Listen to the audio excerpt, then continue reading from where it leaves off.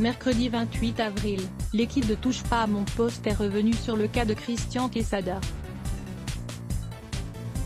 L'un des plus grands gagnants des 12 coups de midi sur TF1, il avait remporté, entre juillet 2016 et janvier 2017, 809 392 € de gains grâce à ses 192 victoires. Note de la rédaction, est sorti de prison le 25 mars dernier. Il avait ensuite été arrêté et condamné pour corruption de mineurs et détention d'images pédopornographiques, le conduisant à purger une peine de prison de 3 ans au sein du centre pénitentiaire de Bourg-en-Bresse. 1. Mais l'ex-protégé de Jean-Luc Reichmann, qui reste placé sous contrôle judiciaire, serait introuvable, selon Andy, un paparazzi invité dans l'émission phare de C8.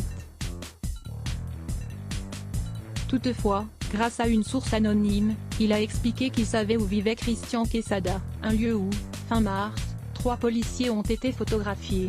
On n'est pas très loin de la frontière espagnole.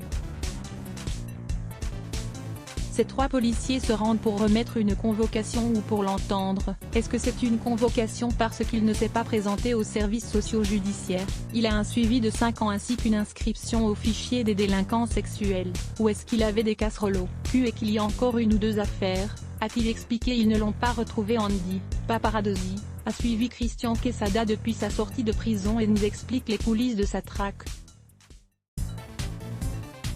#tpmpipic.twitter.com/oxipsoft, tpmp@tpmp, avril 28, 2021. Alors que Gilles Verdet a indiqué que le cinquantenaire était en cavale, Guillaume Janton a, à son tour, partagé les informations dont il dispose.